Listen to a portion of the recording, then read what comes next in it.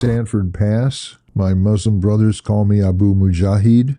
I was born and raised into a Jewish family, conservative American Jewish family.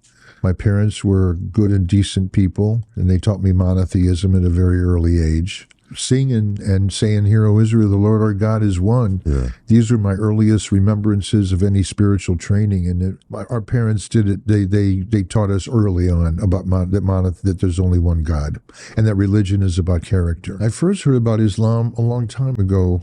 When my children were small, someone gave me a Quran, and I never really looked at it. I put it on my shelf, and I don't even know what happened to it. And then after 9/11,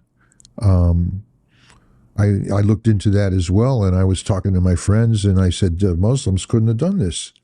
And my friend said, "What, are you defending Muslims?" I said, "No, I'm just defending the truth here. It doesn't make any sense."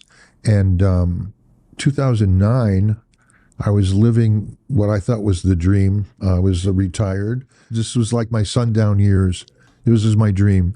My son called me and said, "Dad, I just want to," he became Muslim before I did. He called me and he said, "I advise you to take that big searchlight in your brain that you've been looking for all the things wrong and the things behind the headlines, and take a look at some of these passages in the Bible with the same scrutiny. Deuteronomy 18:18, John 16, and so on. They're more and more and more. Isaiah 32:2.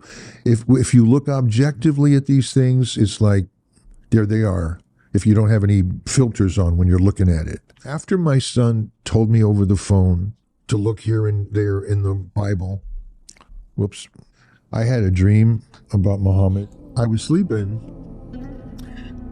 and there was a noise that I would have to say was the loudest noise I ever heard in my life. I thought an airplane had crashed right outside my house. And I opened my eyes, and it was crickets. It was crickets. It was in my dream. It was in the consciousness. It was like something woke me up, like got my attention, like, pay attention. Okay? Then I'm sleeping, and all of a sudden, I'm in front of someone, and he's a little bit higher than I am, and he's sitting like, cross-legged, and he's got a white turban on, but he's got a gold shawl over his shoulders. It's hanging down. He's in white, and I didn't see his face because there was so much light coming off of his face, I couldn't see his face. And I just felt, I couldn't see it, but I felt a big smile. I just felt a really big smile, but I couldn't see the smile.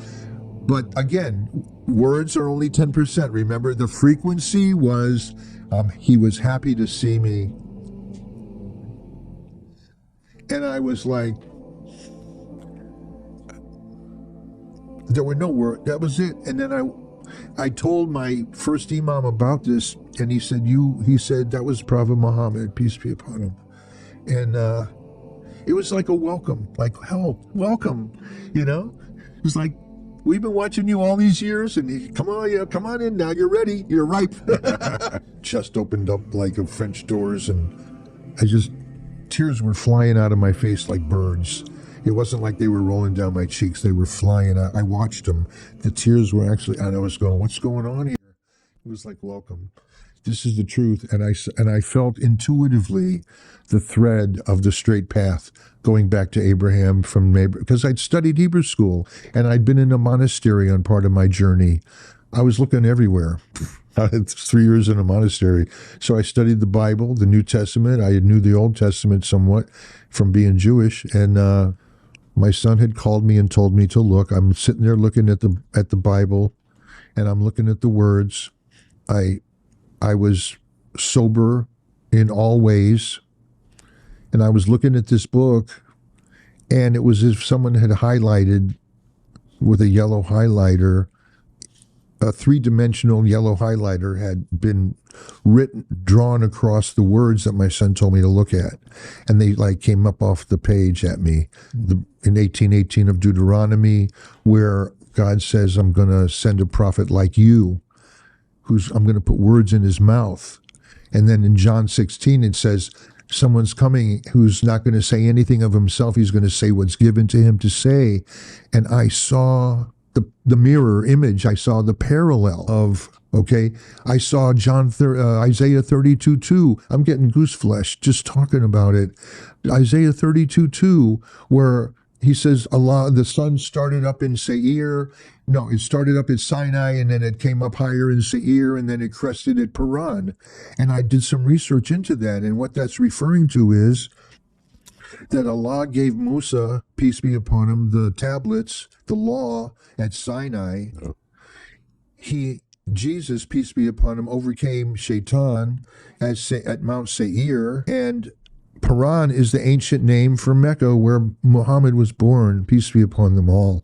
And when this hit me, it was like, I don't care what anybody else says about it. Allah showed me this is true. I struck gold, and I'm saying it's that invisible gold. You can't see it, but you can feel it. And it all made perfectly, it all just clicked. And at that moment, it felt like my rib cage opened up like French doors, and my heart just was on a continual, that was not a bad experience, but an incredible experience. That was just energy and love and being accepted. Allah accepted me. It's like you can't just walk in the door and say, hi, I'm a Muslim now. It's not just saying the Shahada. There are conditions involved. You got to be sincere. You got to want this. It's not religious. You're not shopping in the religion grocery store. This is home. Allah created everything and everyone, everywhere and every when. That's who we worship. We worship the God of Abraham. And so how I felt was, it's ineffable. I felt like I felt like parts of me that were away, and I felt like I was regenerating into a whole different person. I took my Shahada shortly after that experience on the phone with my son and some witnesses on the phone. I became Muslim. The most natural and spiritual thing that ever happened to me. Islam was the continuation of what they had all, it was like the continuation of the straight path, the continuation of monotheism to humanity. And Islam, what attracted me is like, it's a way of life. It's not just a ritual system. It's everything from going to the bathroom to getting married to civil law to economics to family life to child rearing. It's a whole way of life. It's not just a religious system to speak of. And it was designed and perfected by Allah for all humanity. And in the last 15 years, what I'm finding is that it works. Whoever's listening to this, only 10% of what you're getting from me is my words. Feel me, feel my heart, open your mind. Don't worry, your opinions will be there when you come back. Drop them for now and just listen objectively and let yourself feel me in my heart, from me to you through the waves. And because the words are just part of it. See, we all come into this world, we all leave this world alone, and we all come to God alone. This is a personal journey. There's so many words in this world, so much mis and disinformation, so many books, so many interpretations. You've got to be like Luke Skywalker in Star Wars, where Obi-Wan says, trust the Force. But I don't mean that. I mean trust Allah. And then you have to go. Allah gave us intuition, which is a big part of what's missing right now in our world, is trusting our intuition.